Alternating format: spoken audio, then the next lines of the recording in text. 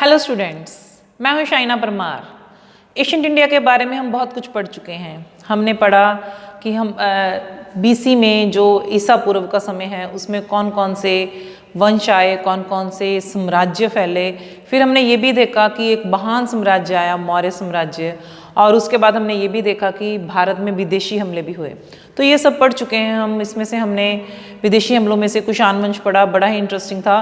और भारत में लंबे समय तक शक भी अपना राज करते रहे, सातवाहन भी करते रहे और कुषाण वंश भी करते रहे। तो आपस में एक दूसरे से लड़ते झगड़ते रहे और एक दूसरे को ख़त्म भी किया उन्होंने।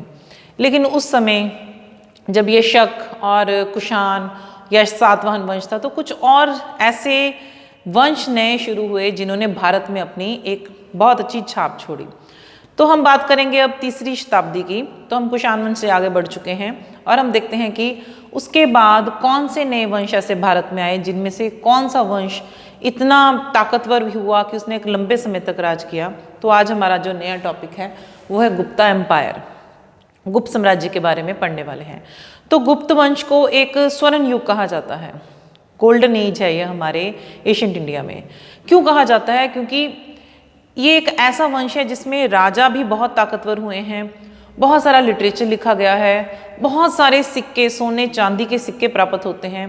आर्ट जो हमारी है, कला, बहुत ज़्यादा इसमें उसका फैलाव हुआ है। साथ साथ साइंस एंड टेक्नोलॉजी के बारे में भी हम इसमें पढ़ने वाले हैं।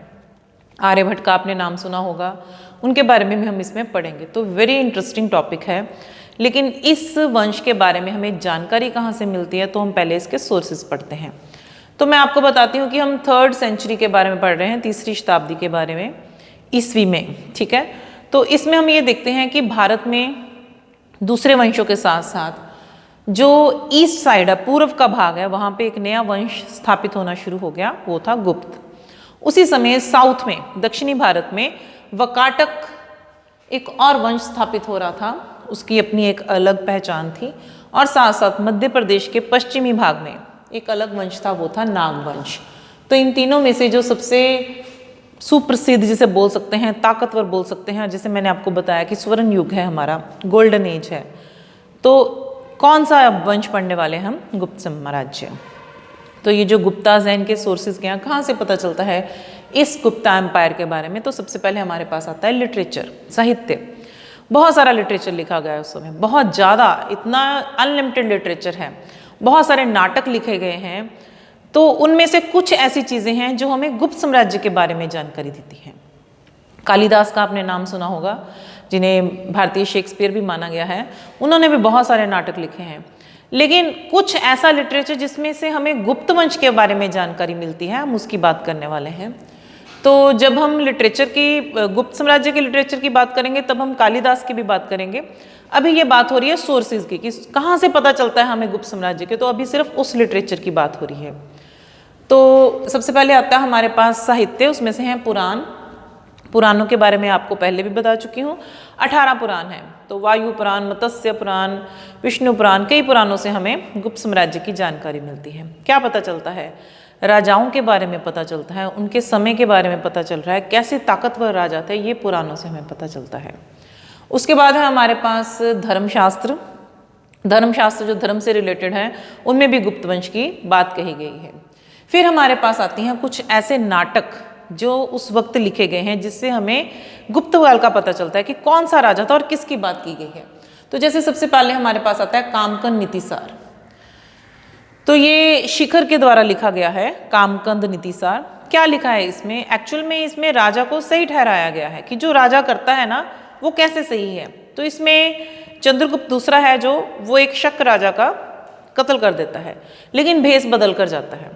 तो जस्टिफाई करने के लिए कि राजा कुछ भी कर सकता है, अगर वो धोखे से किसी को मार रहा है परंतु उसने भेष बदला है, तो वो सही है। तो इसमें ये सब दर्शाने के लिए, अब वो क्या है, किसको मारने गया, कौन से राज्य की बात हो रही है, तो जब हम राजाओं के बारे में पढ़ने वाले हैं ना, तो उसमें आपको मैं अच्छी तरह से क्लियर करूंगी। तो अभी इतना कुछ समझने की जरूरत नहीं है, लेकिन इतना याद रखना है कि चंद्रगुप्त दूसरा जब उसने किसी शक राजा को भेष बदल के मारा है, तो उसको सही ठहराने के लिए ये लिखा गया है। उसके बाद आता है विशाखादत्त। विशाखादत्त की हमारे पास 2 ऐसे नाटक हैं जिसमें गुप्त साम्राज्य की बात हुई है। तो पहले है उसका मुद्रा राक्षस।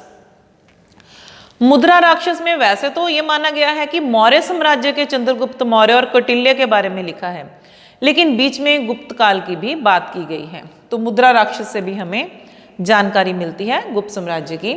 मुद्रा राक्षस का ही विशाखा दत्त का ही दूसरा नाटक है देवी चंद्रगुप्तम। इसमें से काफी जानकारी मिलती है। एक ऐसी घटना का वर्णन है इसमें जो जब हम वंशावली पढ़ते हैं ना, क्रोनोलॉजी पढ़ते हैं, तो उसमें उस राजा का नाम ही नहीं है जिसके बारे में जानकारी हमें कहाँ से मिलती है, देवी चंद्रगुप्तम से। तो इसमें एक राजा के बारे में कहानी लिखी हुई है कि कैसे गुप्त काल का एक कायर राजा जो शकों से हार जाता है, तो उस शक राजा से बदला लेने के लिए और उस जो राजा गुप्त साम्राज्य का हारा है उसकी पत्नी ध्रुव देवी को बचाने के लिए कैसे चंद्रगुप्त दूसरा भेष बदलता है और जाकर उसको हरा देता है शक राजा को और ध्रुव देवी को वापस लेके आता है। तो ये सारा इसमें लिखा हुआ है जिससे हमें गुप्त साम्राज्य के बारे में जानकारी मिलती है। नेक्स्ट है हमारे पास सेतुबंधम प्रवरसेन। वकाटक राजा है प्रवरसेन, उसने सेतुबंधम एक नाटक लिखा है। क्या है उसमें, रामचंद्र और रावण के जो सीताहरण के बाद का युद्ध है, और सेतु से तो आप समझ ही गए होंगे कि किस तरह से एक पुल बनाया गया था जिसे सेतु पुल कहा गया है। तो राम और रावण की जो वर्णन है वो इसमें किया गया है। उसके बाद है कौमुदी महोत्सवा, बड़ा ही इंपॉर्टेंट है कौमुदी महोत्सवा। इसके बारे में दो अलग विचार हैं, कोई कहता है कि किशोरिका ने लिखा है, कोई कहता है कि विजिका ने लिखा है। तो हम दोनों को ही मान लेते हैं। लिखा क्या है इसमें, कौमुदी महोत्सव में लिखा है कि सुंदर वर्मा नामक एक राजा है, उसके कोई पुत्र नहीं है, तो वो एक पुत्र गोद लेता है चंद्रसेन। चंद्रसेन को पुत्र बना लेता है, बड़े प्यार से रखता है। फिर कुछ समय बाद उसके घर एक पुत्र हो जाता है सुंदरवर्मन के घर। तो वो सुंदरवर्मा अपने पुत्र का नाम रखता है कल्याण वर्मा और उसका खूब देखभाल करता है। तो चंद्रसेन को ये लगता है कि अब ये राजा इस पुत्र को ही गद्दी देगा कल्याण को, क्योंकि मैं तो उसका सगा पुत्र नहीं हूं। तो चंद्रसेन राजा के खिलाफ विद्रोह करता है और गद्दी पे बैठ जाता है। और चंद्रसेन को लिच्छवी जाति का माना गया है इस नाटक में। तो वो क्या कहता है कि वो विद्रोह कर देता है और खुद राजा बन जाता है। फिर समय का इंतजार किया जाता है कि कब ये राजा कमजोर हो जाए और कल्याण को दोबारा से गद्दी मिल जाए। तो इस तरह से ये माना गया है कि इसमें कल्याण को गद्दी दिलाने के लिए किस तरह से राजा ने कोशिश की है, तो सारा इसमें लिखा हुआ है कौमुदी महोत्सव में। तो चंद्रसेन को कई जगह पे ये भी माना गया है कि जो चंद्रगुप्त प्रथम है वो ही शायद चंद्रसेन है, तो अंदाजा है, लेकिन फिर भी ये गुप्त साम्राज्य के बारे में जानकारी देता है। उसके बाद है एक हमारे पास यात्री है, विदेशी यात्री फाहियान। तो फाहियान ने एक बुक लिखी है फोकाओकी, फाहियान की बुक है। तो फाहियान के बारे में जो फाहियान एक्चुअली भारत में आया बुद्ध धर्म का ज्ञान प्राप्त करने के लिए, बुद्ध धर्म से संबंधित बातें याद रखने के लिए, उसके बारे में खोज करने के लिए। तो उसकी जो बुक है वो हमें गुप्त साम्राज्य के बारे में काफ़ी जानकारी देती, क्योंकि उसने बुद्ध धर्म के साथ साथ उस समय के राजाओं के बारे में, उनके एडमिनिस्ट्रेशन के बारे में, जनता के बारे में, समाज के बारे में, धर्म के बारे में काफ़ी बात की है। उसके अलावा एक और विदेशी यात्री है इत सिंह जो है उसने भी एक बुक लिखी है जिससे हमें गुप्त साम्राज्य की जानकारी मिलती है, भारत तथा मलय द्वीप पुंज में बौद्ध धर्म का विवरण। सो डिस्क्रिप्शन है बुद्ध धर्म की, India and description of Buddhism practice in Malay द्वीप पुंज। तो जो मलय द्वीप पुंज में बुद्ध धर्म का फैलाव हुआ है उसके बारे में सारी जानकारी हमें इसमें से मिलती है। तो ये हमें, ये जो पुस्तकें हैं, जो लिटरेचर है, ये बड़ी हेल्प करता है हमें गुप्त साम्राज्य के बारे में जानकारी देने के लिए। लिटरेचर के अलावा हमारे पास है इंस्क्रिप्शंस। मैं आपको पहले भी बता चुकी हूँ, अभिलेख कई तरह के हैं। पिलर बना दिया, उस पर लिख दिया, चट्टान को काटा, उस पर लिख दिया, या कोई तांबे का शीट ले ली, पत्र ले लिया, उस पर लिख दिया। तो अलग अलग तरह के हैं। शिलालेख है, गुफाएं हैं, जहाँ पे भी जो कुछ लिखो गया, जो अभिलेख बन गए, वो है हमारे पास एक जानकारी है। तो ये एविडेंस है। तो ये इंस्क्रिप्शन हमारे पास बहुत सारे हैं। हमारे पास है इलाहाबाद स्तंभ इंस्क्रिप्शन, जो समुद्रगुप्त के समय का है और समुद्रगुप्त के बारे में जानकारी देता है। ये इलाहाबाद का स्तंभ लेख बड़ा ही इंपॉर्टेंट है, बड़ी अच्छी जानकारी मिलती है हमें गुप्त साम्राज्य के बारे में। प्रयाग प्रशस्ति भी बोला जाता है समुद्रगुप्त के समय में, जिससे हमें जानकारी मिलती है। उसके बाद है एरन का गुफा अभिलेख, रॉक एडिक्ट। तो एरन में जो हमें मिला है अभिलेख, वो भी हमें समुद्रगुप्त के बारे में जानकारी देता है, ये भी बड़ा इंपॉर्टेंट अभिलेख है। उदयगिरी केव, उदयगिरी में जो हमें गुफाएं मिलती हैं, वो अभिलेख मथुरा, सांची और गढ़वा का जो शिलालेख है वो हमें चंद्रगुप्त दूसरे के बारे में जानकारी देते हैं। तो मथुरा, सांची, गढ़वा के शिलालेख और उदयगिरी का गुफा का अभिलेख चंद्रगुप्त दूसरे के बारे में जानकारी दे रहे हैं। गढ़वा का जो हमारे पास रॉक एडिक्ट है, बिलसाड़ का पिलर है हमारे पास, बिलसड़ का पिलर और मुंकोवर, बिलसड़ और गढ़वा, ये तीनों ही हमें कुमारगुप्त के बारे में जानकारी देते हैं। और ये बिलसड़ का अभिलेख जो है हमारे लिए बड़ा ही इंपॉर्टेंट है कुमारगुप्त के बारे में जानकारी देने के लिए। उसके बाद है बितारी का पिल्लर और जूनागढ़ और खोम पिल्लर और इंदौर का ताम्रपत्र, जिसमें से भीतरी से बोल देते हैं, भितारी भी बोल देते हैं। ये भीतरी गांव का जो पिल्लर है ये हमें सकंदगुप्त के बारे में जानकारी देता है। साथ साथ जूनागढ़, खोम और इंदौर का ताम्रपत्र। उसके बाद आती हैं, ये हमारे सारे अभिलेख हैं जो हमें चंद्रगुप्त दूसरा, स्कंदगुप्त, कुमारगुप्त और समुद्रगुप्त के बारे में जानकारी देते हैं। साथ ही साथ अपने पिता या अपने बच्चों की भी बातें की गई हैं, अपने साम्राज्य की बात की गई है, अपने अश्वमेध यज्ञों की बात की है। बहुत कुछ इन पे लिखा हुआ है जिससे गुप्त साम्राज्य के बारे में जानकारी मिलती है। फिर आती हैं सील्स, उनकी मोहरें। तो बहुत सारी मोहरें प्राप्त हुई हैं हमें। मुजफ्फरपुर के वैशाली नामक स्थान से ढेरों मोहरें प्राप्त हुई हैं, जिसमें से कुछ ऐसी मोहरें हैं जो उच्च अधिकारियों की हैं, एडमिनिस्ट्रेशन में यूज़ की जाने वाली स्टैंप जैसे हम बोल देते हैं। बहुत सारी सील्स हैं हमारे पास। तो उसमें से हमारे पास एक ध्रुव स्वामिनी जो रानी थी, चंद्रगुप्त दूसरे की पत्नी, उनकी भी हमें एक मोहर प्राप्त हुई है, तो शायद वो किसी पर्पस के लिए यूज़ करते होंगे। उसके बाद है हमारे पास मोनूमेंट, स्मारक। तो स्मारकों में हम हर तरह का कला को यूज़ कर सकते हैं, जिसमें हमारे पास बनारस में मिली है बुद्ध की एक मूर्ति मिली हुई है, बैठे हुए बुद्ध की, वो भी हमें गुप्त साम्राज्य के कला के बारे में जानकारी देती है। बहुत सारे मंदिर मिले हैं गुप्त साम्राज्य के, विष्णु के मिले हैं, शिव के मिले हैं, वो हमें गुप्त साम्राज्य के बारे में जानकारी देते हैं। उदयगिरी और पथारी में विष्णु का मंदिर मिला है। उसके बाद देवगढ़ में हमें टेम्पल मिले हैं, 2 मंदिर मिले हैं, एक शिव का है और एक विष्णु का, जिससे पता चलता है हिंदू धर्म में देवी देवता इस तरह से पूजे जाते थे।